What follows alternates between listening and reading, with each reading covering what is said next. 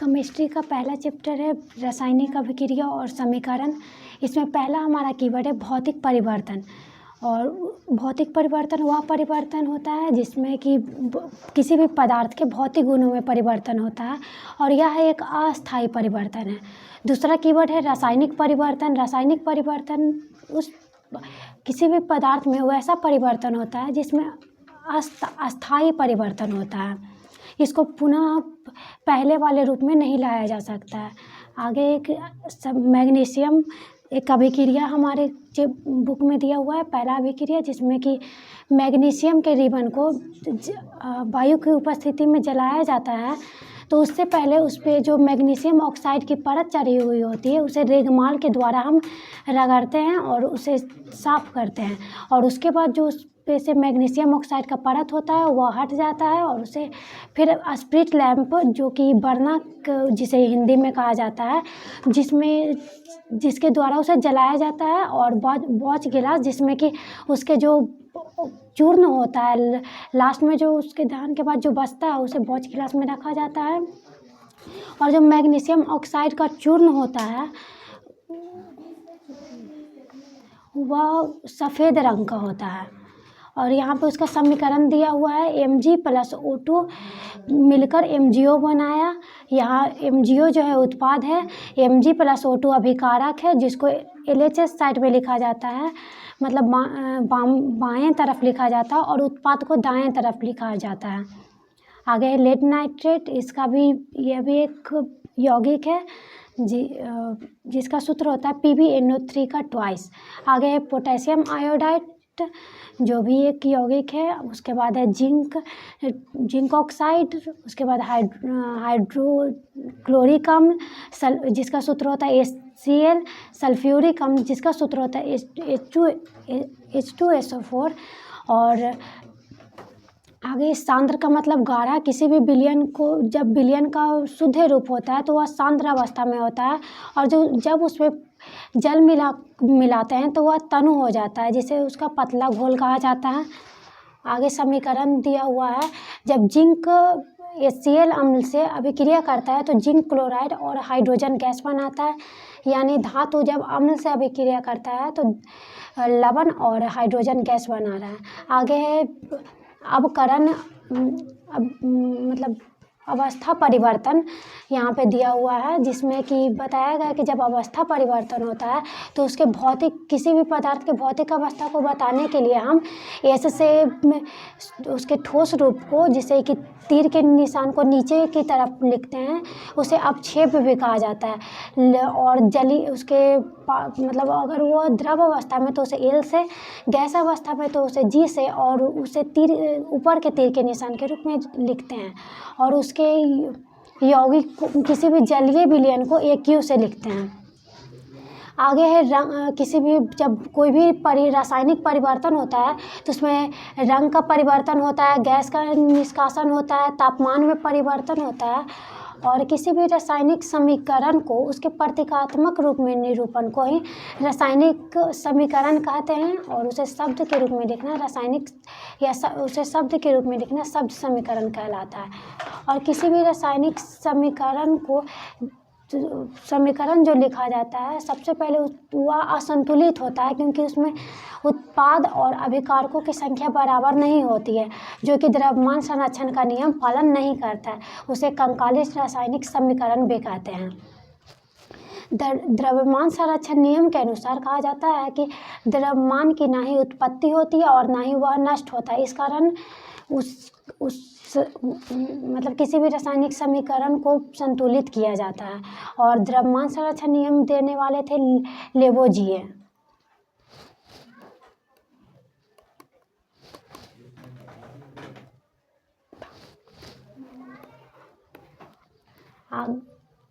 आगे हमारा है संतुलित रासायनिक समीकरण। संतुलित रासायनिक समीकरण वह समीकरण होता है जिसमें कि अभिकारक और उत्पाद दोनों तरफ की परमाणुओं की संख्या समान होती है। जैसे यहाँ पे हमारा एक समीकरण दिया हुआ है 3Fe+4H2O अभिक्रिया कर Fe3O4+H2 बनाया। इसका ऐसे कंकाली समीकरण होता है Fe+H2O अभिक्रिया मतलब लोहा जल से अभिक्रिया कर फेरिक ऑक्साइड और हाइड्रोजन गैस बनाएगा। लेकिन उसे जब संतुलित किया गया तो जल के पास 4 से हम 4 आगे लगा देते हैं, लोहे के आगे 3 लगा देते हैं और हाइड्रोजन गैस के आगे 4 लगा देते हैं, तो वह संतुलित हो जाता है। और इसको हम हिट एंड ट्रायल विधि या अनुमान विधि के द्वारा संतुलित करते हैं। आगे एक हमारा समीकरण है जिसमें कि कार्बन मोनोऑक्साइड हाइड्रोजन गैस से अभिक्रिया कर हमारा मेथेन हाइड्रोक्साइड बनाया, जो कि यहाँ पे लगभग 34 वायुमंडलीय दाब पे बनाया जाता है। आगे है हमारा कार्बन डाइऑक्साइड जल से अभिक्रिया करता 6CO2 12H2O से अभिक्रिया करता है और C6H12O6CO2 और 6H2O बनाता है। और यहाँ पे क्लोरोफिल में या पत्ती के क्लोरोफिल में होता है और सूर्य के प्रकाश की उपस्थिति में, इसे हम प्रकाश संश्लेषण अभिक्रिया कहते हैं। और आगे है हमारा अवंध का जुड़ना और टूटना। वो रासायनिक क्रिया मतलब रासायनिक जो भी क्रिया होती है वह किसी न किसी अवंध के टूटने या जुड़ने के बाद बनती है। पहला हमारा रासायनिक अभिक्रिया का प्रकार में आता है संयोजन अभिक्रिया। संयोजन अभिक्रिया में क्या होता है कि जब 2 या 2 से अधिक अभिकारक आपस में मिलते हैं तो एकल उत्पाद का निर्माण करते हैं, उसे संयोजन अभिक्रिया कहते हैं। जैसे यहाँ पे जब कली चूना CaO जब जल के साथ अभिक्रिया करेगा तो बुझा हुआ चूना बनाएगा, CaOH का ट्वाइस बनाएगा। और जब CaOH का ट्वाइस दीवारों पर सफ़ेदी के लिए प्रयोग किया जाएगा तो वह वायुमंडल के कार्बन डाइऑक्साइड से अभिक्रिया कर कैल्शियम कार्बोनेट बनाएगा। और यहाँ पे एकल उत्पाद कैल्शियम कार्बोनेट का निर्माण हो रहा है, इस कारण इसे हम बोलेंगे संयोजन अभिक्रिया। और संयोजन अभिक्रियाओं का अगर उसका मतलब सामान्य रूप में लिखना हो तो हम उसका एग्जाम्पल में लिख सकते हैं A और B मिलकर हमारा C उत्पाद के रूप में बनाता है। आगे एग्जाम्पल के तौर पे दिया हुआ है जो कि हम पहले पढ़ चुके हैं कि कैल्शियम ऑक्साइड जल से अभिक्रिया कर कैल्शियम हाइड्रोक्साइड बनाता है। और कैल्शियम हाइड्रोक्साइड जो है कार्बन डाइऑक्साइड से मिलकर हमारा कैल्शियम कार्बोनेट और जल बना रहा है, जो कि यहाँ पे जो जल उपस्थित है यह गैस रूप में होता है और वायुमंडल में जाकर मिल जाता है। आगे है हमारा दहन। दहन एक रासायनिक अभिक्रिया है और रासायनिक अभिक्रिया का परिभाषा के तौर पर हम बोलते हैं जिसमें रासायनिक परिवर्तन होता है उसे रासायनिक अभिक्रिया कहते हैं।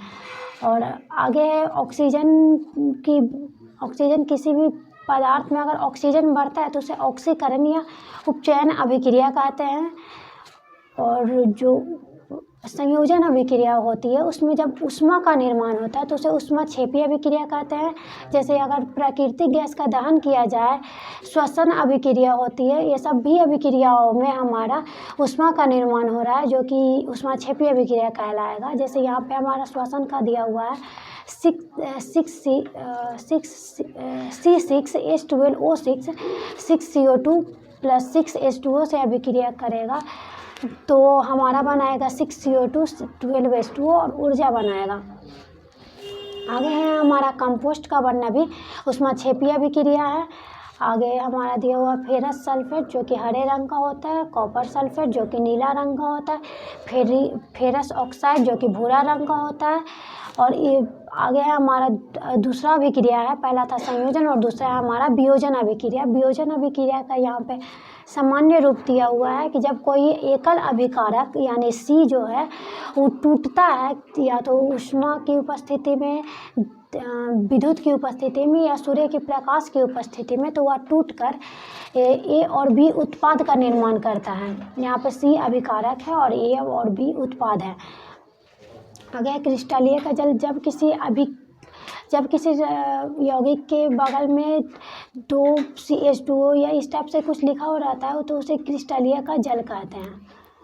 आगे हमारा है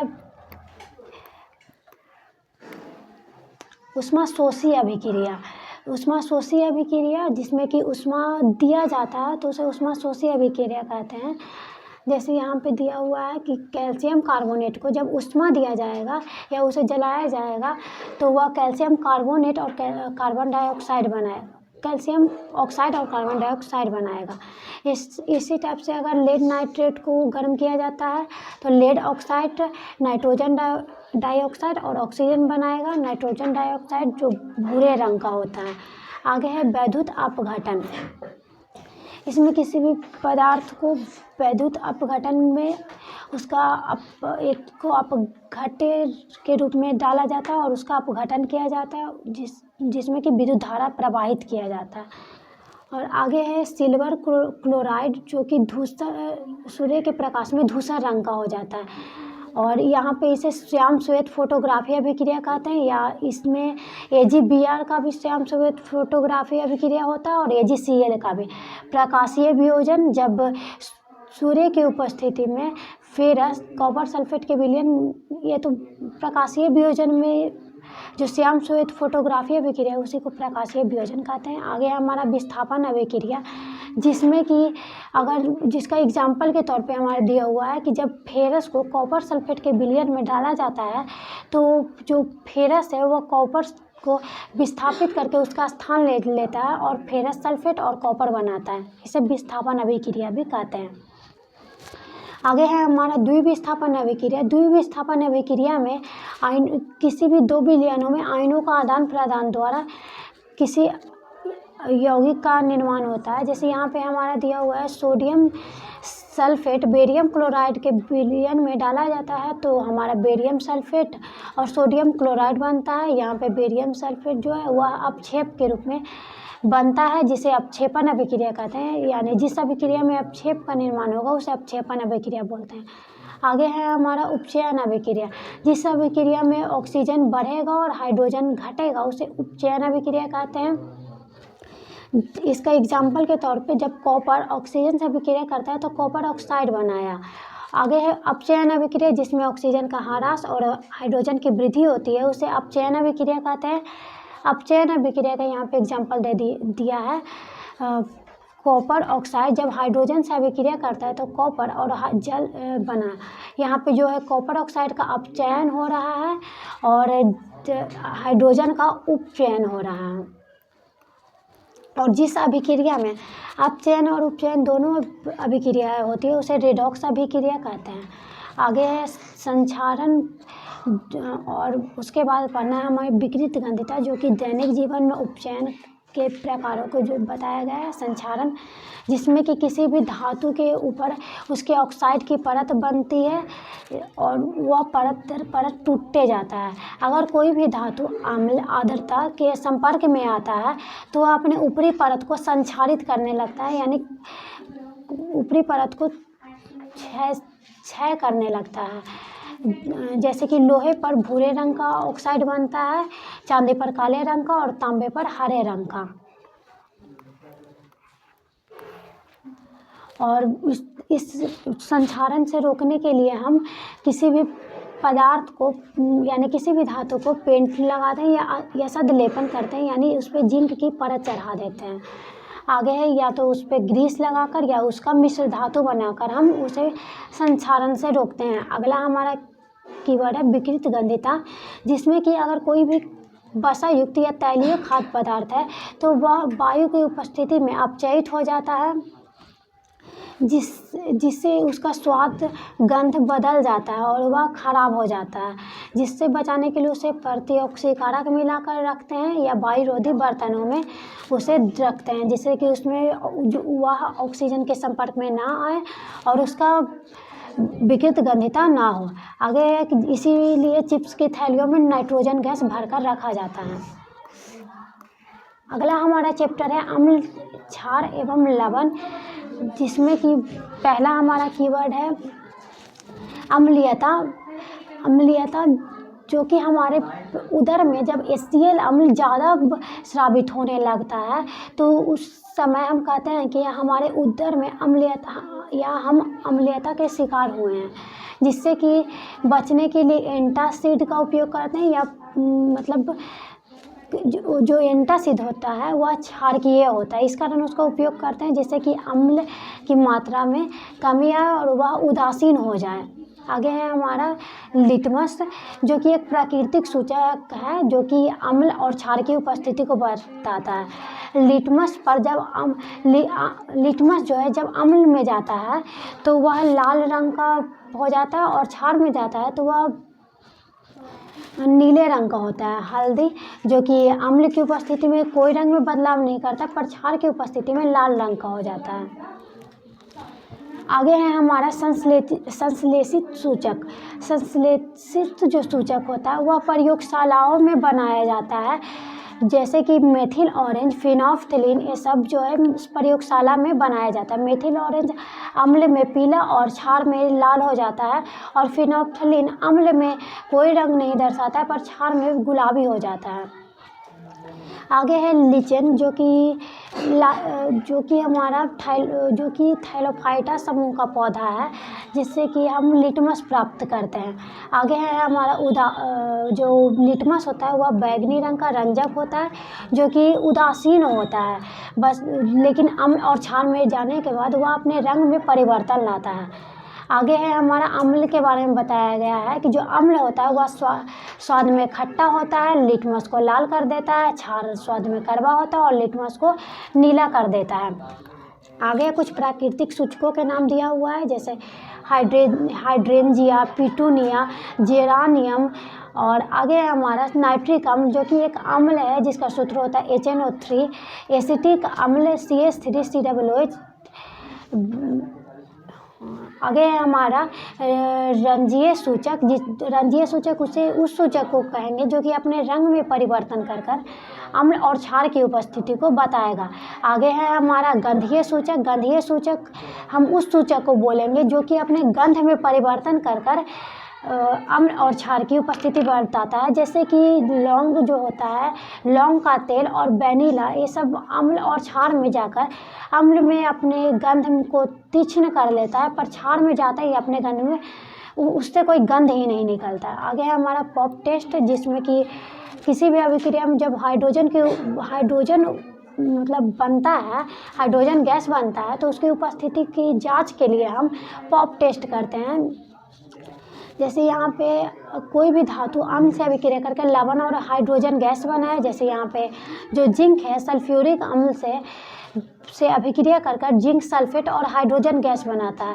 तो जो हाइड्रोजन गैस है उसके जांच के लिए हम पॉप टेस्ट करते हैं, जिससे अगर किसी भी मोमबत्ती को वहाँ पे ले जाए तो वह पटपट की ध्वनि के साथ बुझेगा।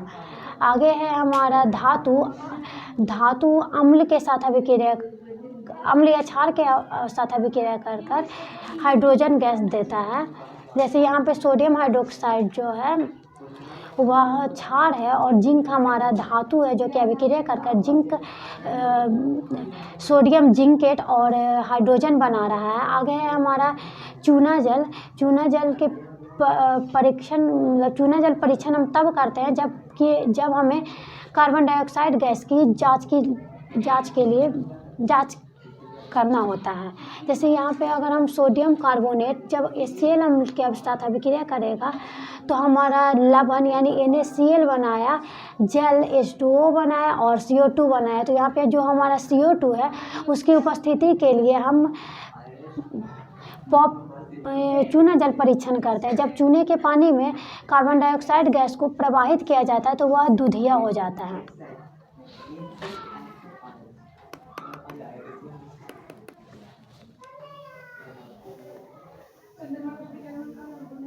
आगे है हमारा उदासीनीकरण अभिक्रिया। उदासीनीकरण अभिक्रिया में जब अम्ल और क्षारक अभिक्रिया करते हैं तो वह लवण बनाते हैं, उसी को उदासीनीकरण अभिक्रिया कहते हैं। आगे है हमारा बताया गया कि जो धात्विक ऑक्साइड होता है वह क्षारीय होता है। अम्ल जो होता है क्षार से अभिक्रिया कर लवण और जल बनाता है और इसी को उदासीनीकरण अभिक्रिया कहते हैं। यहाँ पे कॉपर ऑक्साइड जो कि धात्विक ऑक्साइड है और इस कारण इसकी प्रकृति जो होगी वह क्षारीय होगी। यह HCl अम्ल से अभिक्रिया कर हमारा कॉपर क्लोराइड और जल बना रहा है। आगे है अधात्विक ऑक्साइड की प्रवृत्ति अम्लीय होती है। जैसे यहाँ पे हमारा कार्बन डाइऑक्साइड है जो कि एक अधातु का ऑक्साइड है, इस कारण इसकी प्रवृत्ति अम्लीय होगी। इन जो कि कैल्शियम और हाइड्रोक्साइड से अभिक्रिया करके, जो कि एक क्षार है जिससे अभिक्रिया कर कर कैल्शियम कार्बोनेट और जल बना रहा है। आगे है विद्युत प्रवाह। जल में जो विद्युत प्रवाह होता है, विद्युत प्रवाह यहाँ पे बताया, यहाँ पे विद्युत प्रवाह कीवर्ड का मतलब है कि अगर कोई भी अम्ल या क्षार होता है तो वह उसे जल में डालने पर उससे विद्युत प्रवाहित होने लगता है। यह क्यों होता है? तो वह हाइड्रोजन या हाइड्रोक्साइड आयन की उपस्थिति के कारण होता है। जब अम्ल जो होता है उसे जल में डाला जाता है तो वह सिर्फ हाइड्रोजन आयन में नहीं टूटता है, बल्कि जल के साथ अभिक्रिया करके हाइड्रोनियम आयन बनाता है। जैसे जब HCl जो होगा जल से अभिक्रिया करेगा तो क्लोराइड बनाएगा, क्लोरीन बनाएगा, और हाइड्रोजन सिर्फ अकेले नहीं बनाएगा, उसके साथ जल के साथ अभिक्रिया कर कर वह हाइड्रोनियम आयन बनाएगा। क्षार जो है हमारा इस जल में जाता है तो मतलब अगर यहाँ पे सोडियम हाइड्रोक्साइड जल में मिलाया जा रहा है तो सोडियम जो कि धनायन है और हाइड्रोक्साइड जो कि ऋणायन बना रहा है। इसी का हाइड्रोक्साइड आयन के कारण ही जल में मतलब क्षार जल में के घोल में विद्युत का प्रवाह करता है। आगे जो क्षार होता है, जब क्षारक जल में घुलनशील होता है तो उसे क्षार बोलते हैं और इसकी प्रकृति संक्षारक होता है। जल में अम्ल और क्षारक को मिलाना ऊष्माक्षेपीय अभिक्रिया, क्योंकि उसमें ऊष्मा का निर्माण होगा। कोई भी तनुकरण अभिक्रिया जिसमें कि जल को हम मिलाते हैं उसे तनुकरण अभिक्रिया कहते हैं। सार्वभौम सूचक जो कि pH स्केल जो है उसे हम सार्वभौम सूचक कहते हैं, जो कि हाइड्रोजन आयन की उपस्थिति के कारण चलता है। यहाँ पे जो pH है उसमें जो P का मतलब होता है वो अपूर्णांक है, जिसका मतलब जो कि एक जर्मन शब्द है जिसका अर्थ होता है शक्ति। pH स्केल में pH का मान अगर 7 है तो वह विलयन उदासीन होगा, pH का मान अगर 7 से कम है तो वह अम्लीय होगा, और pH का मान अगर 7 से ज़्यादा है तो वह क्षारीय विलयन होगा। आगे है यहाँ पे कुछ पदार्थों का pH के मान के बारे में बताया गया। जैसे यहाँ पे लार का pH मान, यहाँ पे लार मतलब खाने के पहले और खाने के बाद उसका pH मान यहाँ पे लिखना है। आगे है नींबू रस का pH मान 2.2 होता है, यहाँ पे आपको गाजर का pH मान लिखना है। कॉफ़ी का pH मान, टमाटर रस का pH मान, नल के जल का pH मान, और हमारा जठर रस का pH मान 1.2 दिया हुआ है। मिल्क ऑफ मैग्नीशिया का pH मान 10 दिया हुआ है और इसका सूत्र होता है MgOH का ट्वाइस। आगे है हमारा सोडियम हाइड्रोक्साइड का pH मान 14 होता है। आगे है प्रबल अम्ल, जिसमें हाइड्रोजन आयन बहुत अधिक मात्रा में होगा वह प्रबल अम्ल कहलाएगा। आगे है हमारा दुर्बल अम्ल, जिसमें हाइड्रोजन आयन कम होगा वह दुर्बल अम्ल कहलाएगा। हमारे शरीर का pH प्रसार 7 से 7.8 होता है, और हमारा अम्लीय वर्षा का pH मान 5.6। अगर वर्षा का जल का pH मान 5.6 से कम होने लगे तो उसे अम्लीय वर्षा बोलेंगे। और आगे है हमारा शुक्र के बारे में बताया गया है कि शुक्र पर सल्फ्यूरिक अम्ल के बादल के कारण वह पीला दिखता है, और सल्फ्यूरिक अम्ल का बादल उसके चारों ओर घिरा रहता है। आगे है इनेमल, जो कि हमारे दांत का सबसे ऊपरी परत है, जो कि बहुत कठोर होता है, जो कि कैल्शियम फास्फेट का बना हुआ होता है। आगे है दंत मंजन क्षारकीय होता है, यह इसलिए होता है क्योंकि हमारे मुंह में अगर अम्ल के कारण हमारे दांतों का क्षय होने लगे तो जो हमारा दंत मंजन है वह उसे उदासीन कर दे। आगे है मेथनोइक अम्ल, जो कि चींटी के डंक में से मेथनोइक अम्ल निकलता है। सिरका में एसिटिक अम्ल होता है। संतरा, नींबू फल जिसे सिट्रिक फल भी कहते हैं क्योंकि इसमें सिट्रिक अम्ल होता है। इमली में टार्ट्रिक अम्ल होता है। टमाटर में ऑक्जैलिक अम्ल होता है। खट्टा दूध में लैक्टिक अम्ल होता है, यानी हमारे दही में लैक्टिक अम्ल होता है। आगे है पोटेशियम सल्फेट जिसका सूत्र होता है K2SO4, सोडियम सल्फेट जिसका सूत्र होता है Na2SO4, जो कि ये सब सभी क्षार हैं। कैल्शियम सल्फेट जिसका सूत्र होगा CaSO4, magnesium sulphate MgSO4, Mg2SO4 और कैल्शियम सल्फेट कॉपर सल्फेट यहाँ पे है CuSO4 और सोडियम क्लोराइड जो कि लवण है हमारा NaCl, sodium nitrate Na2NO3, sodium carbonate Na2CO3 जो भी लवण है, अमोनिया क्लोराइड NH4Cl2, साधारण नमक जो कि जिसका सूत्र होता है NaCl जिसे खनिज नमक भी बोलते हैं। आगे है क्लोर क्षार प्रक्रिया। क्लोर क्षार प्रक्रिया में क्लोर क्षार प्रक्रिया का परिभाषा होता है जिस अभिक्रिया में क्लोरीन क्षार बनता है उसे क्लोर क्षार अभिक्रिया कहते हैं। जैसे कॉस्टिक सोडा जिसमें कि कॉस्टिक सोडा का निर्माण होता है। जैसे जब साधारण नमक NaCl को जल के साथ विद्युत अपघटन कराया जाए तो सोडियम हाइड्रोक्साइड यानी एक क्षार बना और Cl2 यानी क्लोरीन बना और हाइड्रोजन गैस बना। इस कारण इसे क्षार और क्लोरीन की उपस्थिति का कारण इस अभिक्रिया को क्लोर क्षार अभिक्रिया कहते हैं। क्लोरीन जो होता है उसका परमाणु संख्या 17 और परमाणु भार 35.5 होता है। आगे है स्वच्छ जल स्वच्छता। क्लोरीन का उपयोग जल को स्वच्छ करने के लिए कीटनाशक के रूप में PVC और CFC के रूप में रोगाणुनाशक के रूप में हम करते हैं। आगे है हाइड्रोजन। आगे है हमारा हाइड्रोजन, इसका परमाणु संख्या 1 और परमाणु भार हमारा 1 होता है। इसका उपयोग ईंधन के रूप में होता है, मार्गरीन के रूप में होता है। आगे है NaOH जो कि क्षार है, सोडियम हाइड्रोक्साइड, जिसका उपयोग साबुन बनाने में, अपमार्जक बनाने में, कृत्रिम फाइबर बनाने में, विरंजक चूर्ण जिसका सूत्र होता है CaOCl2 जिसको कैल्शियम ऑक्सी डाइक्लोराइड कहते हैं। और इसे बनाने के लिए जब कैल्शियम हाइड्रोक्साइड और क्लोरीन गैस को 40 डिग्री सेल्सियस पर गर्म किया जाता है तो कैल्शियम ऑक्सीक्लोराइड और जल बनाता है। इसमें CaOCl2 है जो विरंजक चूर्ण है। इसका उपयोग जीवाणुनाशक के रूप में, रोगाणुनाशक के रूप में, कागज़ की फैक्ट्री में इसका उपयोग किया जाता है। आगे है हमारा बेकिंग सोडा जिसका सूत्र होता है NaHCO3 जिसे सोडियम हाइड्रोजन कार्बोनेट कहते हैं। और इसमें जब टार्ट्रिक अम्ल मिला दिया जाता है तो इसे हम बेकिंग पाउडर कहते हैं जिसका उपयोग बेकरी में होता है। और आगे है हमारा जब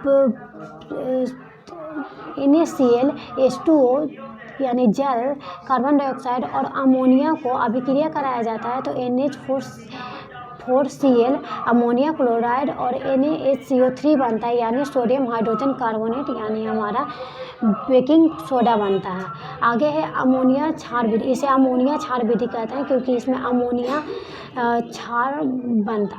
और क्षार बन रहा है और इसका उपयोग अग्निशामक के रूप में करते हैं। आगे है हमारा धोने का सोडा जिसका सूत्र होता है Na2CO3 × 10H2O। इससे सोडियम कार्बोनेट डेकाहाइड्रेट इसको बोलते हैं। इसका उपयोग कांच साबुन उद्योग में जल की अस्थायी कठोरता हटाने के लिए। और अगला है हमारा प्लास्टर ऑफ पेरिस जिसका सूत्र होता है CaSO4 और हाफ H2O या कैल्शियम सल्फेट हेमीहाइड्रेट इसको बोलते हैं। इसका उपयोग टूटी हड्डियों को जोड़ने में किया जाता है। अगला हमारा चैप्टर का नाम है धातु एवं अधातु।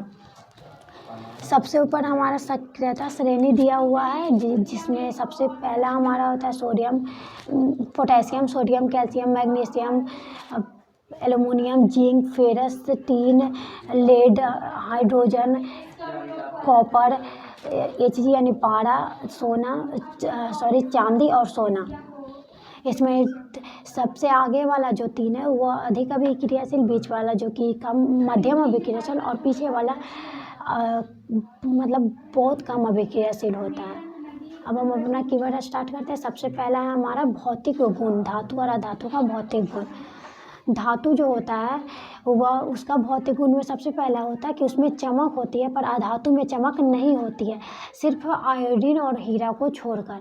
आगे है धातु कठोर होता है, इसमें अपवाद के रूप में है सोडियम, क्योंकि यह बहुत मुलायम होता है, जिसे हम आसानी से चाकू से भी काट सकते हैं। और अधातु जो होता है यह मुलायम प्रवृत्ति का होता है, इसका अपवाद में है हमारा हीरा। आगे है हमारा धातु के तरफ कि धातु का एक गुण होता है आघात वर्धयता, जो कि किसी भी धातु को पतले चादर के रूप में उसे ढाला जा सकता है, जैसे कि सोना ये सब जो है इसे पतले चादर के रूप में आसानी से डाला जा सकता है। लेकिन जो अधातु है वह भंगुर होता है। धातु में धातु जो होता है वह चालक होता है, जिसमें कुचालक या अचालक के रूप में लेड होता है, और अधातु कुचालक होता है। इसमें अपवाद है सिर्फ ग्रेफाइट, इसका मेल्टिंग पॉइंट अधिक होता है धातु का, और अधातु का मेल्टिंग पॉइंट निम्न होता है। धातु के अपवाद के रूप में हमारा हो जाएगा सोडियम। ध्वनिक धातु को पीटने पर उससे एक ध्वनि निकलती है, जिसे ध्वनि कहते हैं, और अधातु में कोई भी ध्वनि नहीं निकलती है। धातु ठोस होता है, सिर्फ जो हमारा पारा है वह द्रव अवस्था में होता है, और अधातु मुख्यतः गैस रूप में मिलता है, सिर्फ ब्रोमीन जो होता है वह द्रव्य रूप में है। आगे है गैलियम सीजियम, जो कि हमारे हथेली पर लेते ही वह पिघल जाता है, क्योंकि उसका मेल्टिंग पॉइंट जो होता है वह बहुत कम होता है। कार्बन का रूप बहुत सारे कार्बन जो होता है उसका बहुत सारे रूप होता है, जिसे अपरूप कहते हैं। अपरूप का भौतिक गुण अलग अलग पर रासायनिक गुण एक ही होता है, क्योंकि वह एक ही प्रकार के परमाणुओं द्वारा बना होता है। आगे है हीरा जो है वह बहुत कठोर होता है, और ग्रेफाइट भी कार्बन का एक अपरूप है, जो कि बहुत मुलायम होता है। और आगे है उभयधर्मी ऑक्साइड। उभयधर्मी ऑक्साइड वह ऑक्साइड होता है जो कि वह धातु ऑक्साइड होता है जो कि अम्ल और क्षार दोनों के साथ अभिक्रिया कर लवण और जल बनाएगा। जैसे एल्युमिनियम ऑक्साइड और जिंक ऑक्साइड जो होता है वह उभयधर्मी ऑक्साइड का उदाहरण है।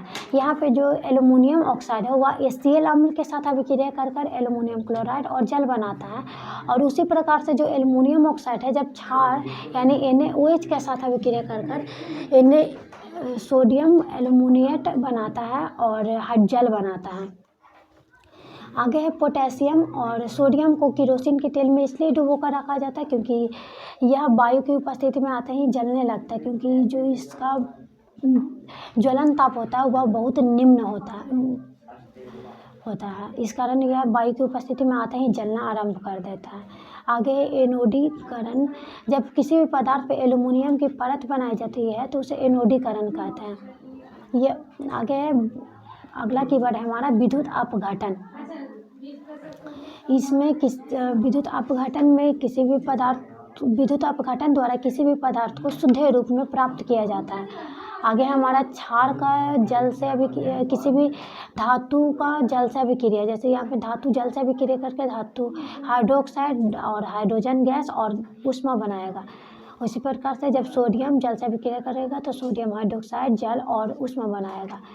आगे है अम्ल क्षार से अभिक्रिया कर लवण और हाइड्रोजन गैस बना रहा है। यहाँ पे क्षार के रूप में धातु है। आगे है हमारा एक्वारेजिया जो कि HCl और HNO3 का 3:1 में होता है। इसे अम्लराज भी कहते हैं। यह रॉयल जल का मतलब रॉयल जल इसे बोला जाता है। आगे है हमारा इसे भभकता हुआ द्रव भी कहते हैं। यह सक्रियता श्रेणी के लगभग सभी को गलाने का सक्षम होता है। यह सोना को भी गला देता है। आगे है ठंडा जल से अभिक्रिया करने वाले में आगे हमारा सोडियम, पोटेशियम, कैल्शियम, मैग्नीशियम और एल्युमिनियम जो है गर्म जल से अभिक्रिया करेगा। जिंक, फेरस, टीन, PbSn ये सब भाप से अभिक्रिया करेगा। जो कॉपर है, Hg, सिल्वर और सोना ये सब अभिक्रिया नहीं करेगा। आगे है हमारा इलेक्ट्रॉनिक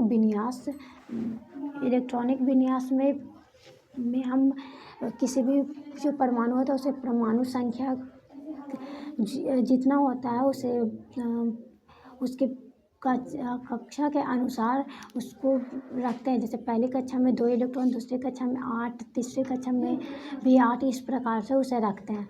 आगे सबसे लास्ट कक्षा में जो इलेक्ट्रॉन होता है उसे संयोजी इलेक्ट्रॉन कहते हैं। उत्कृष्ट गैस किसी भी मतलब आवर्त सारणी में सबसे लास्ट 18वें समूह में जो गैस दिए गए हैं उसे उत्कृष्ट गैस कहते हैं। जैसे यहाँ पे हमारा है helium, neon, argon, krypton, xenon, deuterium. आगे है प्रत्येक कक्षा में 2 n के स्क्वायर के रूप में परमाणु होते हैं। जैसे यहाँ पे पोटेशियम का अंतिम कक्षा में 2 इलेक्ट्रॉन, लिथियम का 8, मैग्नीशियम का 18, यहाँ पे आगे है नाइट्रोजन का 32, ऑक्सीजन का 50, पी यानी यहाँ पे फास्फोरस का 72। नहीं, यहाँ पे कक्षा दिया हो कि हमारा के कक्षा में 2 इलेक्ट्रॉन, एल कक्षा में 8 में, तो एम कक्षा में 18, चौथा जो एन कक्षा होता है उसमें 32, पाँचवा ओ कक्षा में 50, छठा पी कक्षा में 72 इलेक्ट्रॉन और सातवां क्यू कक्षा में 98 इलेक्ट्रॉन होता है। आगे स्थिर वैद्युत बल, इसे आयनिक बंधन भी कहते हैं। किसी भी आयनिक यौगिकों के बीच यानी धातु अधातुओं के बीच इलेक्ट्रॉन की स्थानांतरण के द्वारा बने यौगिक को आयनिक यौगिक कहते हैं और इसके बीच जो बंध होता है उसे स्थिर वैद्युत बल कहते हैं। आगे यह आयनों के समुच्चय द्वारा बना हुआ होता है। इसे वैद्युत संयोजक यौगिक भी कहते हैं। यह ठोस एवं कठोर होता है। इसका मेल्टिंग पॉइंट और बॉइलिंग पॉइंट बहुत ज़्यादा होता है। यह विद्युत का चालक होता है। यह आगे है हमारा खनिज, जो कि पृथ्वी के अंदर जो भी हमें मिलता है उसे हम खनिज कहते हैं। खनिज में जिसकी मात्रा अधिक होती है उसे अयस्क कहते हैं। गैंग, खनिज में अशुद्ध पदार्थों या अयस्कों को गैंग कहते हैं। ऑक्साइड अयस्क, इसका किसी भी ऑक्साइड अयस्क का उपचयन द्वारा हम शुद्ध पदार्थ प्राप्त करते हैं। कार्बोनेट अयस्क का निस्तापन होता है जो कि वायु की अनुपस्थिति में होता है और सल्फाइड अयस्क का भर्जन होता है जो कि वायु की उपस्थिति में होता है। विद्युत अपघटन करने के लिए अगर पोटेशियम का विद्युत अपघटन करता है तो उसका जलीय विलयन KCl रखता है। सोडियम का NaCl रहता है उसका जलीय विलयन और कैल्शियम का CaO रहता है। आगे है पृथक्करण या भौतिक विधि में यहाँ पे दिया हुआ पृथक्करण का चुनना, छानना, चालना, चुंबकीय पृथक्करण। आगे है हमारा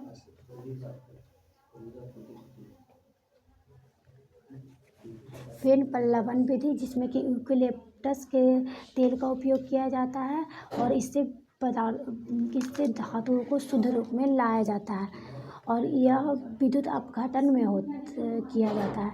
आगे गुरुत्व पृथक्करण विधि, जो कि किसी भी गुरुत्वीय बल के कारण इस पृथक्करण का उपयोग किया जाता है। क्रोमेटोग्राफी अभिक्रिया, इसमें कि रंगों के आधार पर इसका पृथक्करण किया जाता है। आगे आसवन या विधि, जिसमें कि आसवन विधि और इसमें दूसरा होता है प्रभावी आसवन विधि। इसमें कि किसी भी पदार्थ के बॉइलिंग पॉइंट यानी कि उसके वाष्पशील आधार पे कितना मतलब उसका वह कितने डिग्री पर वाष्प के रूप में परिवर्तित होगा, उस आधार पे इसमें आसवन विधि या प्रभावी आसवन विधि का पृथक्करण किया जाता है। जैसे हमारा यहाँ पे जो पारा है उसका एक अयस्क का नाम दिया हुआ है पारद HgS। जब HgS को ऑक्सीजन की उपस्थिति में जलाया जाता है यानी इसका हम भर्जन करते हैं तो HgO + H2SO2 बनता है और यहाँ पे जो HgO है इसका हम अपचयन कर इससे शुद्ध धातु हम निकालेंगे। उसी प्रकार से सिल्वर कॉपर सल्फेट यहाँ पे हमारा सल्फेट नहीं, कॉपर है, इसका SK Cu2S जो कि जल ऑक्सीजन की उपस्थिति में जब इसको जलाया जाता है तो कॉपर ऑक्साइड और सल्फर डाइऑक्साइड बनाता है। यहाँ पे कॉपर का निष्कर्षण करने के लिए हम इस विधि का उपयोग करते हैं। आगे कॉपर ऑक्साइड से फिर हम कॉपर को शुद्ध रूप में प्राप्त करते हैं। आगे उसी प्रकार से जब कार्बोनेट अयस्क होता है तो उसे उसका निस्तापन करते हैं, उसे सिर्फ जलाते हैं तो वह यानी वायु की अनुपस्थिति में जलाते हैं तो वह कॉपर ऑक्साइड और कार्बन डाइऑक्साइड के रूप में टूट जाता है।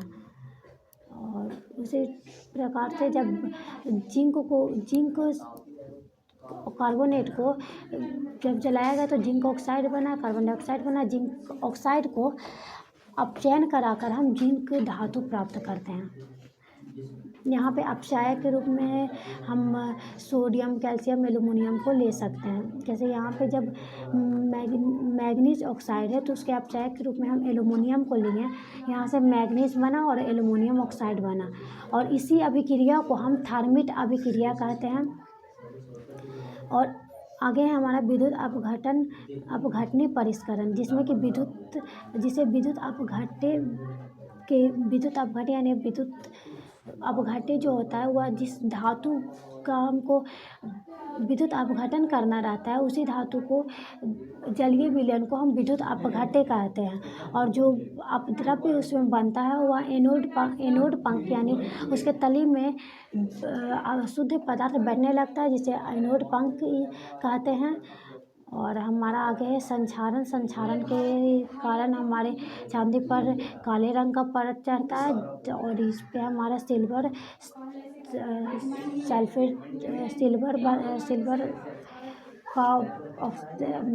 का सल्फाइड बनता है। कॉपर कार्बोनेट बनता है जो कि हरे रंग का होता है। फेरस ऑक्साइड बनता है जो कि भूरे रंग का होता है। संक्षारण से बचाव के लिए पदार्थों पर पेंट लगाते हैं, ग्रीज लगाते हैं, यह सब लेपन करते हैं यानी जिंक का परत चढ़ाते हैं, एनोडीकरण यानी एल्युमिनियम का परत चढ़ाते हैं। और आगे है हमारा मिश्र धातु जो होता है वह किसी भी धातु और धातु का समांगी मिश्रण के द्वारा बनाया जाता है। और यह जो धातु और धातु होते हैं उससे अधिक अच्छे होते हैं उनके मिश्र धातु। जैसे यहाँ पे स्टेनलेस स्टील है जो कि फेरस यानी लोहा, क्रोमियम और निकेल का मिश्रण से बनाया जाता है। शुद्ध सोना जो कि 24 कैरेट का होता है, लेकिन जो आभूषण बनाने के लिए जिस सोने का प्रयोग करते हैं हम वह 22 कैरेट का होता है, क्योंकि इसमें दो कैरेट हम कॉपर या चांदी मिलाते हैं जिसे हम सुहागा कहते हैं। आगे है अमलगम। पारा के मिश्रण से जो मिश्र धातु बनाया जाता है उसे अमलगम कहते हैं। पीतल एक मिश्र धातु है जिसमें कॉपर और जिंक होता है। कांसा भी एक मिश्र धातु है जिसमें कॉपर और टिन होता है। सोल्डर में पीवी, लेड और टिन होता है। लौह स्तंभ यहाँ पे हमारे बुक में दिल्ली के कुतुब मीनार के पास एक लौह स्तंभ के बारे में बताया गया, उसी के बारे में बताया गया कि जो कि 6 टन का था। अगला चैप्टर है हमारा कार्बन एवं उसके यौगिक। कार्बन यह तात्विक रूप और संयुक्त रूप दोनों रूपों में मिलता है। इसे सर्वतोमुखी तत्व कहते हैं। कार्बन को हम C से लिखते हैं और इसका परमाणु संख्या 6 होता है। और आगे यह एक सर्वतोमुखी तत्व है जो कि सभी सजीव संरचना और निर्जीव संरचना सभी में लगभग पाया जाता है। इसका परमाणु द्रव्यमान 12 होता है। आगे है भूपर पट्टी में इसकी मात्रा 0.02% है। यह भूपर पट्टी में कार्बोनेट कोयला के रूप में मिलता है और वायुमंडल में इसकी मात्रा 0.03% है जो कि कार्बन डाइऑक्साइड के रूप में मिलता है। जो कार्बन है उसे सर्वतोमुखी उसकी प्रकृति है जिस कारण वह बहुत सारे सभी पदार्थों में इस कारण वह मिलता है क्योंकि वह 2 गुण रखता है, एक सहसंयोजक अवंध बनाने का गुण और एक श्रृंखलन गुण, जिस कारण उसके बहुत सारे असंख्य यौगिक हैं। आगे है वह इलेक्ट्रॉन की साझेदारी द्वारा जब यौगिक बनाता है तो वह सहसंयोजक यौगिक कहलाता है। जैसे यहाँ पे आगे है एसिटिक अम्ल, इसमें जो CH3 है या और COOH यह एसिटिक अम्ल का सूत्र है। यह भी सहसंयोजक यौगिक है क्योंकि यह इलेक्ट्रॉन की साझेदारी द्वारा बनाया गया यौगिक है। आगे क्लोरोफॉर्म जिसका सूत्र होता है CHCl3, मीथेन जिसका सूत्र होता है CH4। ये सब जो है आगे विद्युत के कुचालक होते हैं, इनका मेल्टिंग बॉइलिंग पॉइंट कम होता है। जो सहसंयोजक यौगिक होते हैं उनका जीवाश्म की आयु कार्बन की किसी भी जीवाश्म की आयु का पता लगाने के लिए हम उसमें कार्बन की मात्रा के द्वारा हम उस जीवाश्म की आयु का पता लगाते हैं। आगे अभिक्रियाशीलता, यानी यहाँ पे जो हमारा अभिक्रियाशीलता है वह सक्रियता श्रेणी के आधार पर कितना अभिक्रियाशील है जो बताया जाता है। आगे इलेक्ट्रॉन बंधुता, यानी कोई भी पदार्थ कितना इलेक्ट्रॉन का त्याग करता है या कितना इलेक्ट्रॉन ग्रहण करता है उसे इलेक्ट्रॉन का बंध बनता है, उसे ही इलेक्ट्रॉन बंधुता कहते हैं। आगे है आयनिक बंधन विभव या आयनिक, यहाँ पे इलेक्ट्रॉन के साझेदारी नहीं, इलेक्ट्रॉन के स्थानांतरण द्वारा यौगिक बनते हैं। आगे है यहाँ पे हाइड्रोजन के बीच इलेक्ट्रॉन की साझेदारी द्वारा हाइड्रोजन H2 बना, जो कि हाइड्रोजन का एक अणु है, इसके बीच एकल बंध बनता है। यहाँ पे जो है यह इलेक्ट्रॉन बिंदु संरचना है और यह हमारा है मतलब जो इलेक्ट्रॉन बिंदु संरचना यहाँ पे दिया हुआ है और यह हमारा उसी का अगला रूप है। आगे है ऑक्सीजन में द्विबंध बनता है, नाइट्रोजन में त्रिबंध बनता है। अयुग्मित इलेक्ट्रॉन भाग, मतलब यहाँ पे इलेक्ट्रॉन ये सब जो बना, यह ऑक्सीजन नाइट्रोजन का जो अणु बना, यह इसमें अयुग्मित इलेक्ट्रॉन है, इसमें इलेक्ट्रॉन भाग नहीं लिया है। लेकिन बहुत सारे जिसमें साझा इलेक्ट्रॉन होता है उसमें इलेक्ट्रॉन भाग लेता है। जैसे यहाँ पे हमारा है जल में इसका संरचना सूत्र होता है H और O और H, इसके बीच एकल बंध द्वारा दर्शाया गया है, इसका संरचना सूत्र है। आगे है अमोनिया का संरचना सूत्र, जिसमें हम नाइट्रोजन के तीनों ओर हाइड्रोजन जोड़ते हैं, जो कि इसका संरचना सूत्र है। आगे है CNG जो कि ईंधन है। आगे है हमारा सरल कार्बनिक यौगिक, यहाँ पे हमारा मीथेन जो है एक सरल कार्बनिक यौगिक है। कार्बन और हाइड्रोजन के मिलने से जो यौगिक बनता है उसे कार्बनिक यौगिक या हाइड्रोकार्बन कहते हैं। कार्बन के पास चतुसंयोजक गुण होता है जिसके कारण वो असंख्य यौगिक बनाता है। हीरा के पास त्रिआयामी संरचना है और C60 जो कि बंकमिस्टर फुलेरीन के द्वारा बनाया गया जो जियोडी गुंबद था उसी के डिजाइन का C60 होता है, जिस कारण इसे बंकमिस्टर फुलेरीन कहते हैं। ग्रेफाइट, जिसमें ग्रेफाइट जो होता है कार्बन के एक अणु से 3 कार्बन का अणु जुड़ा होता है। आगे है हमारा कार्बन यौगिक लगभग अभी 3 मिलियन उपस्थिति इसकी बताई गई है कि अभी लगभग प्रकृति में 3 मिलियन कार्बनिक यौगिक हैं। इसकी सर्वतोमुखी प्रकृति का दूसरा कारण है श्रृंखलन गुण, जिसमें कि कार्बन जो कार्बन होता है वह कार्बन के साथ यौगिक बनाता है। जैसे कार्बन के साथ यौगिक बनाकर दो प्रकार से यौगिक बनाता है। एक संतृप्त यौगिक बनने के बाद उसे 2 भागों में बांटा गया है, जिसमें एकल बंध बनता है उसे संतृप्त यौगिक, और जिसमें 2 या 3 बंध बनता है उसे असंतृप्त यौगिक कहते हैं। कार्बन के और आगे है कार्बन के छोटे आकार के कारण भी कार्बन ज़्यादा मात्रा में यौगिक बनाता है।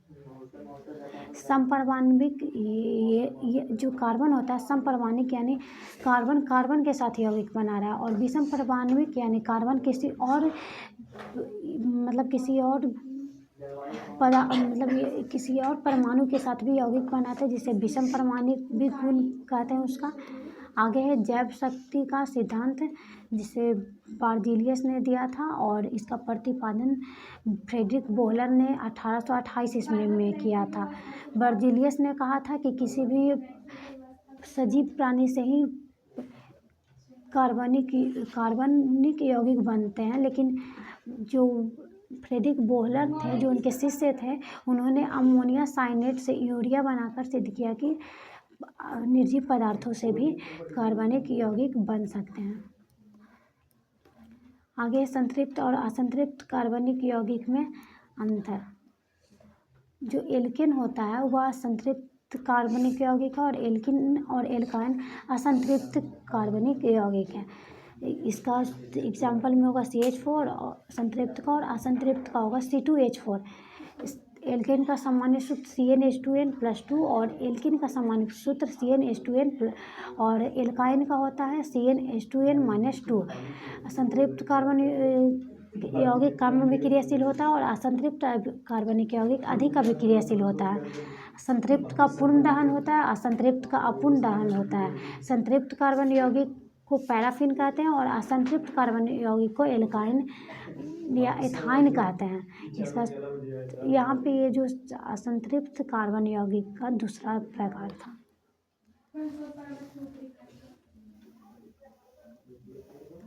आगे है हमारा जिस यौगिक में कार्बन एक होता है उसे मेथ, कार्बन दो एथ, कार्बन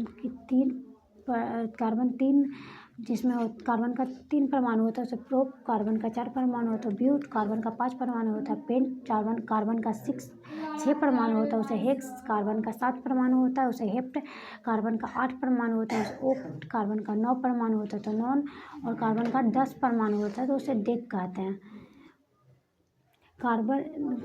एल्केन जो होता है उसमें एकल बंध बनता है, और इसके यौगिकों में एन जुड़ता है, जैसे मेथेन, एथेन, प्रोपेन, इस टाइप से। और एल्किन इसमें द्विबंध होता है और इसके यौगिकों में इन जुड़ता है, जैसे मेथाइन, एथाइन। मेथाइन नहीं होता इसमें, एथाइन से यौगिक बनता है, एथाइन, प्रोपाइन, ब्यूटाइन। आगे एल्काइन इसमें त्रियाबंध द्वारा होता है, इसमें जो इसके यौगिकों के पीछे आइन जुड़ता है, जैसे एल्काइन, प्रोपाइन, ब्यूटाइन। कार्बन के कार्बन अगर अपने कार्बन जब 2 कार्बन से जुड़ता है तो उसे नॉर्मल संरचना कहते हैं। आइसो जब कार्बन 3 कार्बन से जुड़ता है तो उसे आइसो संरचना, और कार्बन जब 4 कार्बन से जुड़ता है तो उसे नियो संरचना कहते हैं। संरचना के आधार पर कार्बन के यहाँ पर हम 3 प्रकार पढ़े, नॉर्मल, आइसो और नियो। समावयवी जिसका अणुसूत्र समान पर संरचना सूत्र भिन्न भिन्न होता है उसे समावयवी कहते हैं। यह कार्बन की संरचना के आधार पर बनता है, जैसे नॉर्मल संरचना, आइसो संरचना और नियो संरचना। कार्बन का 1 परमाणु मीथेन, कार्बन का 2 परमाणु एथीन, एथाइन, कार्बन का 3 परमाणु साइक्लोप्रोपेन, और कार्बन का 4 परमाणु आइसोब्यूटेन। यानी आइसो जो है वहीं से आइसोब्यूटेन है, वह कार्बन के 4 परमाणु से स्टार्ट होता है। नियोपेंटेन वह कार्बन के 5 परमाणु से स्टार्ट होता है। और बेंजीन जो होता है कार्बन का जब तक 6 परमाणु नहीं होगा बेंजीन का निर्माण नहीं होगा। आगे है हाइड्रोकार्बन। हाइड्रोकार्बन यानी हाइड्रोजन और कार्बन से बने यौगिक को हाइड्रोकार्बन कहते हैं। आगे हाइड्रोजन समूह, आवर्त सारणी के 17वें समूह को हाइड्रोजन समूह कहते हैं, जिसमें कि फ्लोरीन, क्लोरीन, ब्रोमीन, आयोडीन ये सब आते हैं। आगे है विषम परमाणु। जब किसी विषम परमाणु जब किसी यह प्रतिस्थापन अभिक्रिया जो होता है उसमें इसका विषम परमाणु का उपयोग किया जाता है, जिसमें कि क्लोरीन को विस्थापित करने के लिए हाइड्रोजन को उसके साथ उसे प्रतिस्थापित किया जाता है। इसमें प्रक्रियात्मक समूह जुड़े हुए रहते हैं। जैसे ये प्रक्रियात्मक समूह में क्लोरीन जो होता है, जैसे Cl, ब्रोमीन, ये सब के विषम परमाणु भी कहते हैं। ब्रोमीन का Bn, फ्लोरीन का F, आइडो यानी आयोडीन का आइडो बोलते हैं, एल्डिहाइड का CHO, कीटोन का CO, कार्बोक्सिलिक अम्ल का COOH, एल्कोहल का OH में। जैसे यहाँ पे मेथेन में हाइड्रोजन का जो एक अणु है वो विस्थापित हो गया और उसमें एल्कोहल का OH आकर जुड़ा। यहाँ पे जो OH है वह एक विषम परमाणु के रूप में यहाँ पे आके जुड़ा और मेथेनॉल बनाया। उसी प्रकार से C2H5 में एथेनॉल बना और C3H7OH में प्रोपेनॉल बना, C4H9OH में ब्यूटेनॉल बना। आगे है हमारा समजातीय श्रेणी, जिसका रासायनिक गुण समान होता है और संरचना सूत्र समान हो।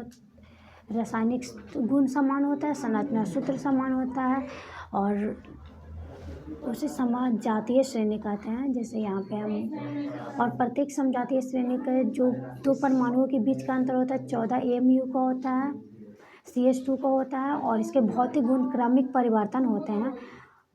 आगे है दहन में और किसी भी पदार्थ का ऑक्साइड बनता है। जैसे यहाँ पे जब कार्बन और ऑक्सीजन मिलकर कार्बन डाइऑक्साइड बनाया।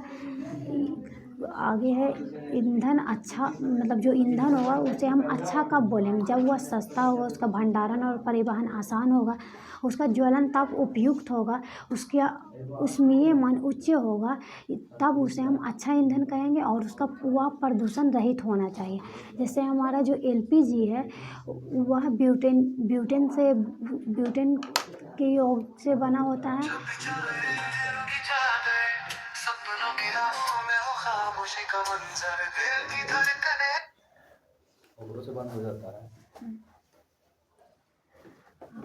आगे है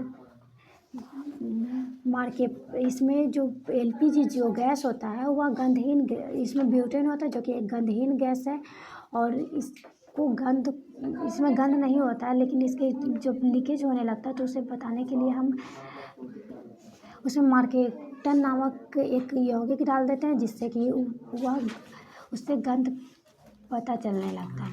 आगे है हमारा ज्वाला क्षेत्र। पहले नीला ज्वाला क्षेत्र होता है, उसमें सब जो नीली ज्वाला क्षेत्र होता है वह सबसे ज़्यादा उष्मीय वहाँ पे उसमें होता है। पीली ज्वाला क्षेत्र में कम ऑक्सीजन होता है और काला ज्वाला क्षेत्र में ऑक्सीजन नहीं होता है। और जो प्रदूषक के रूप में है, किसी भी पदार्थ से जो प्रदूषक के रूप में निकलता है वह नाइट्रोजन और सल्फर निकलता है और उसका ऑक्साइड यानी नाइट्रोजन डाइऑक्साइड और सल्फर डाइऑक्साइड और कार्बन का कार्बन डाइऑक्साइड।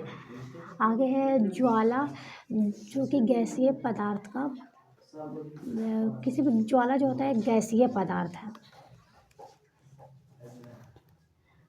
जैव मात्रा मतलब जिसमें जीव की मात्रा होता है उसे जैव मात्रा कहते हैं। जीवाश्म ईंधन कोयला पेट्रोलियम जो है वह हमारा जीवाश्म ईंधन है। जीवाश्म ईंधन यानी जीवों के जो बहुत समय पहले जो जीव का जो अंश है वह पृथ्वी के अंदर दबने के कारण जो हमें अभी मिलता है कोयला और पेट्रोलियम, उसे जीवाश्म ईंधन कहते हैं। जैसे आगे है हमारा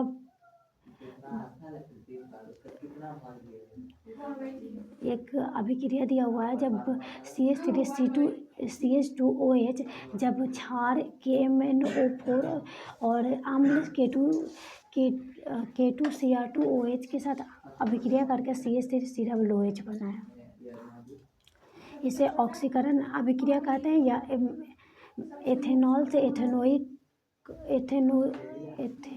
से एथेनोइक अम्ल बनने की अभिक्रिया कहते हैं। और इसमें हम इसे बोल सकते हैं अपचयन अभिक्रिया या ऑक्सीकरण अभिक्रिया, क्योंकि इसमें ऑक्सीजन की वृद्धि होती है।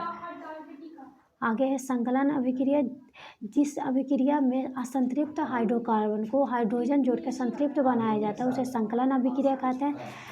और उसको जो द्वितीय बंध होता है उसे एकल बंध में परिवर्तित किया जाता है। जैसे यहाँ पे C2H4 जो है ये यौगिक है जो कि द्विआवन द्वारा जुड़ा हुआ है, जिसमें निकेल और हाइड्रोजन की उपस्थिति में उसे एकल बंध में परिवर्तन कर प्रत्येक कार्बन को वो हाइड्रोजन से जोड़कर हम उसे संतृप्त बनाते हैं। जो जंतु वसा होता है वह संतृप्त होता है और यह हानिकारक होता है, पर जो वनस्पति वसा होता है वह असंतृप्त होता है। और आगे है हमारा प्रतिस्थापन अभिक्रिया। प्रतिस्थापन अभिक्रिया में सूर्य की उपस्थिति में जब कोई जो हाइड्रोकार्बन है वह क्लोरीन के साथ अभिक्रिया कर अपने हाइड्रोजन को विस्थापित करता है, उसे प्रतिस्थापन अभिक्रिया कहते हैं। जैसे यहाँ पे मेथेन को जब क्लोरीन से अभिक्रिया कराया जाएगा सूर्य की उपस्थिति में, तो मेथिल क्लोराइड और यहाँ पे HCl अम्ल बनाएगा। आगे है एथेनॉल। इसका मेल्टिंग पॉइंट 156 केल्विन होता है और बॉइलिंग पॉइंट 351 केल्विन होता है। इसका उपयोग पेय पदार्थ के रूप में करते हैं, विलायक के रूप में करते हैं और टिंचर आयोडीन बनाने में इसका उपयोग करते हैं। कफ सिरप जो होता है, जो कि खांसी ये सब में उपयोग किया जाता है, उसमें भी एथेनॉल मिलाया जाता है। सोडियम एथाई ऑक्साइड, इसका सूत्र होता है CH3 CH2O और Na। आगे है निर्जलीकरण। जिस अभिक्रिया में सांद्र H2SO4 की उपस्थिति में जल बनाया जा रहा है उसे निर्जलीकरण अभिक्रिया बोलेंगे। जैसे C2H5OH जब सांद्र H2SO के साथ अभिक्रिया करेगा, मतलब उसकी उपस्थिति में अभिक्रिया करेगा, C2H4 और H2O बनाएगा।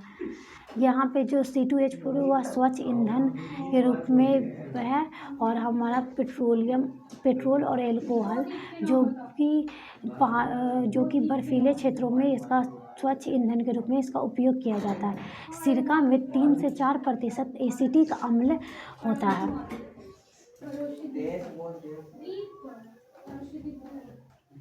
आगे है कार्बोक्सिलिक अम्ल। ग्लाइसल जो होता है जमा एल्कोहल को हम ग्लाइसल कहते हैं। आगे है हमारा CH3COOH को जब CH2OH के साथ अभिक्रिया कराया जाएगा, मतलब वहाँ पे अम्ल की उपस्थिति होनी चाहिए, तो वह CH2 और CH3 बनाएगा। इसे एस्टरीकरण अभिक्रिया कहते हैं। इसमें एस्टर का निर्माण होता है, इस कारण इसे एस्टरीकरण अभिक्रिया भी कहते हैं। आगे है हमारा NaOH CH3COOH से अभिक्रिया करके CH3COO Na+H2O बनाएगा। यहाँ पे सोडियम एसीटेट बना है और इसे साबुनीकरण अभिक्रिया कहते हैं। साबुनीकरण अभिक्रिया में जब CaOH का सोडियम और पोटेशियम लवण होता है, यह जो साबुन होता है वह मिश्रित संरचना बनाता है और जो मिश्रित संरचना बनाता है और जलरागी और जलविरागी सिरा के द्वारा यह सफाई प्रक्रिया करता है।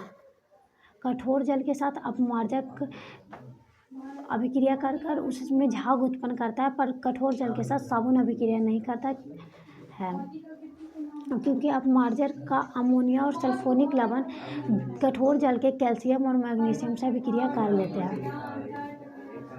अगला चैप्टर है हमारा तत्वों का आवर्ती वर्गीकरण। 5वां चैप्टर है हमारा। इसमें हमारा है तत्व जो कि परमाणु द्वारा बनते हैं, मिश्रण जो कि हमारा विलयन होता है, यौगिक जो कि हमारा अणु होता है।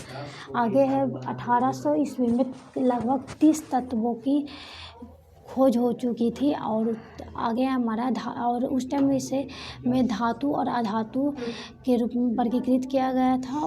और आगे है हमारा त्रिक नियम जो कि ड्रोबेराइनर ने दिया था, जिसके अनुसार किसी भी तीन तीन तत्वों को जब उसके परमाणु भार के अनुसार सजाया जाता है तो अंतिम पहला तत्व और अंतिम तत्व का औसत जो होगा वह बीच वाले तत्व का परमाणु भार होगा।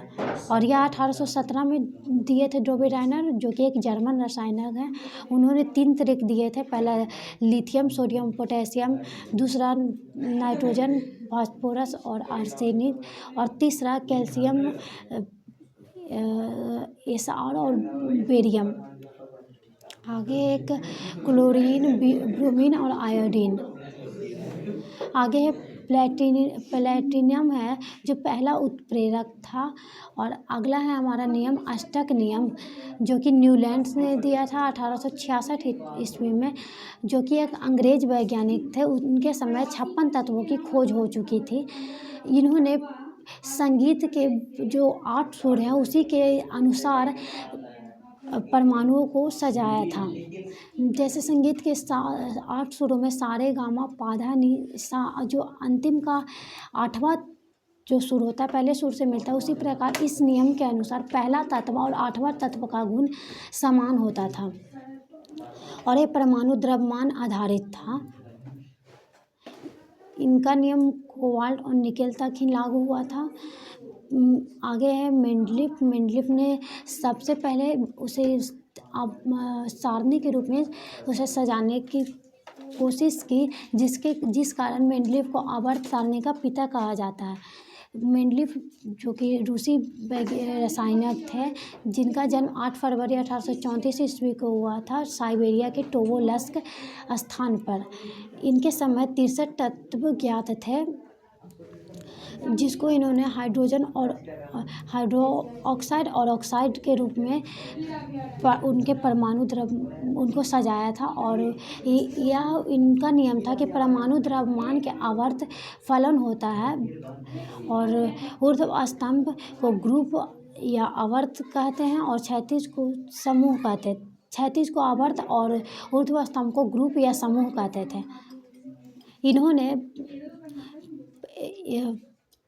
बोरॉन, एल्युमिनियम और सिलिकॉन, ये सब तत्वों को तत्व जो है इनकी खोज के बारे में बताया था कि ये सब तत्व की खोज होगी। और इन्होंने एका उपसर्ग लगाकर इन सब तत्वों का मतलब नामकरण किया था, जैसे एका स्कैंडियम, एका गैलियम, एका जर्मेनियम।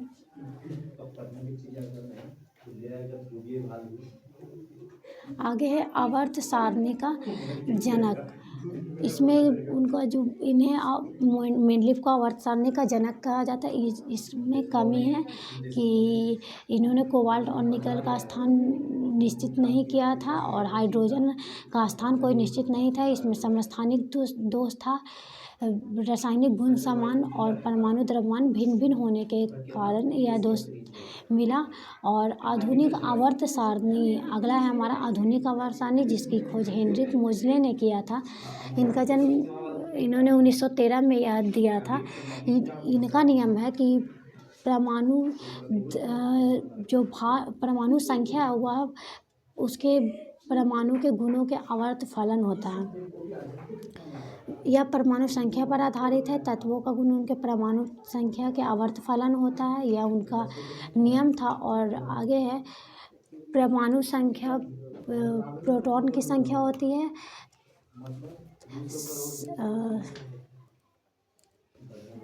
समान इलेक्ट्रॉन की संरचना समान होगी और ऊपर से नीचे जाने पर जो धात्विक गुण होता है वह ऊपर से नीचे जाने पर धात्विक गुण में वृद्धि होती है और अधात्विक गुण में कमी होगी।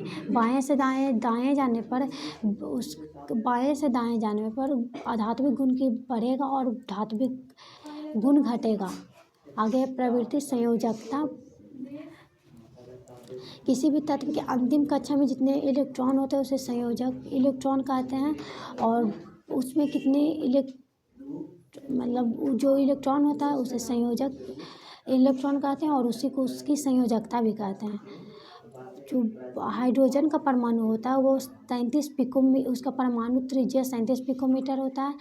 परमाणु साइज नीचे जाने पर बढ़ता है और दाएं से बाएं जाने पर घटता है। धात्विक गुण नीचे आने पर बढ़ता है और बाएं से दाएं जाने पर घटता है। अधात्विक गुण नीचे आने पर घटता है और बाएं से दाएं जाने पर बढ़ता है।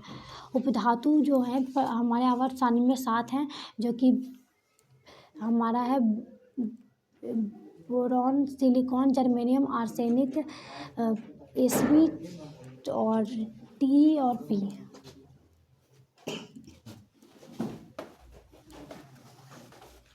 बंद कर दिया? नहीं।